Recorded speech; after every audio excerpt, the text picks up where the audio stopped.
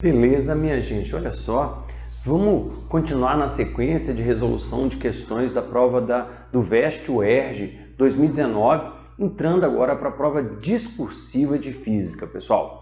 E é interessante perceber uma coisa, a prova do VEST-UERJ de 2019, ela trouxe uma coisa meio que diferente dos formatos padrões aí dos anos anteriores, que também não se repetiu em 2020, tá?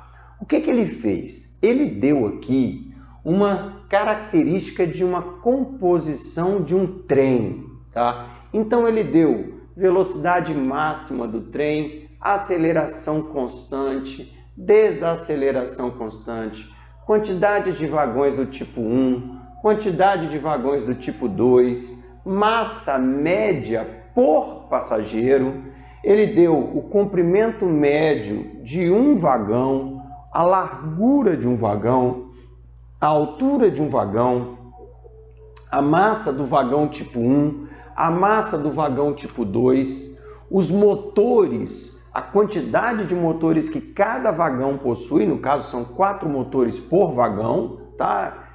Ele ainda falou potência de cada motor e, por último, ele deu a capacidade máxima desse vagão. Só que é interessante perceber que ele deu a capacidade máxima de uma forma interessante. Ele falou que a capacidade máxima do vagão eram 8 passageiros por metro quadrado. 8 passageiros por metro quadrado ali no vagão. Beleza. Então, é interessante que praticamente todas as questões da prova, as 10 questões da prova, vão fazer referência a essa tabela. Então, apesar de eu estar lá na questão 8, apesar de eu estar lá na questão 9, eu vou ter que voltar a essa tabela para que eu então consulte. O que aconteceu e que acabou dando um certo nível de dificuldade nessa prova? Aqui tem muita informação. Você lê o enunciado e às vezes você tem que virar a tabela e pegar o que interessa para aquela questão. Só que aqui tem um monte de informações. Essas informações todas agrupadas acabou dando um certo grau de dificuldade na prova para alguns alunos. Beleza? Bom, pessoal, além dessa tabela, que foi uma coisa dessa prova, tá? Nós temos também aí uma coisa padrão de todas as provas discursivas da UERJ. Ele vai dar uma tabela de dados gerais, tá? Então, dados gerais, isso aqui toda prova tem: aceleração da gravidade, densidade do ar, calor específico, índice de refração, permeabilidade magnética, seno de 30, seno de 37, seno de 53 e seno de 60. Então, ele deu todos esses valores que eu vou usar todos. Aqui todos são úteis. Em algum momento, em alguma questão, eu vou precisar desses valores que estão aqui.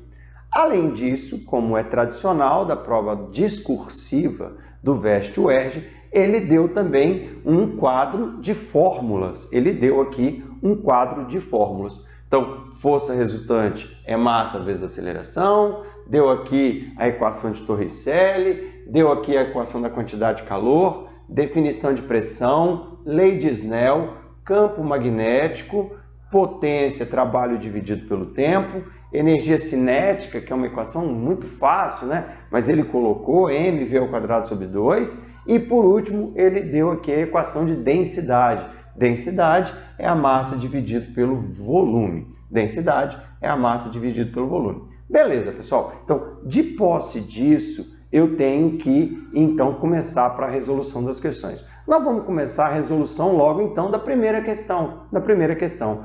E que logo na primeira questão, você vai perceber a necessidade de voltar nessa tabela para estar consultando informações. Olha só.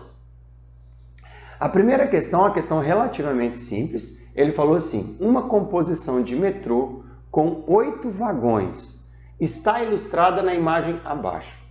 Considerando as massas de cada tipo de vagão e desprezando as forças de atrito, estime em newtons a força resultante que atua na composição quando ela se desloca sem passageiros e com uma aceleração constante. Então, determine a força resultante sobre a composição, sobre o todo, tá? Quando ela se desloca sem passageiros, com aceleração constante. Ele falou assim, qual aceleração?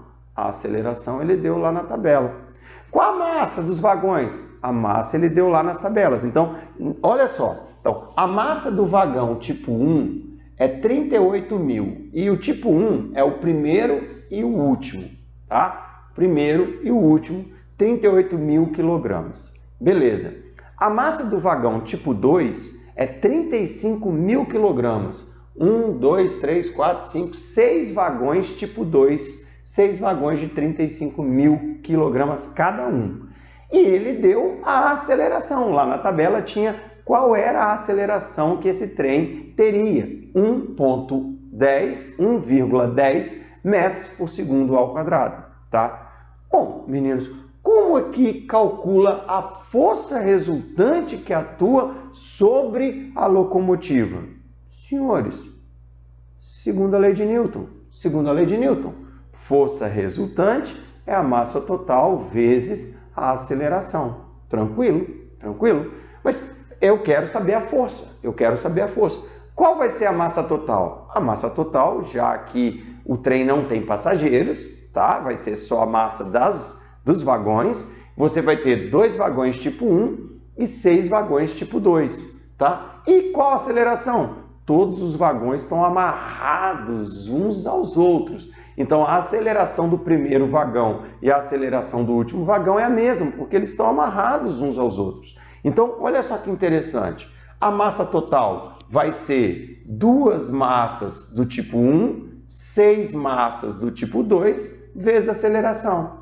Eu jogo a massa 1 e a massa 2, 38 mil e 35 mil.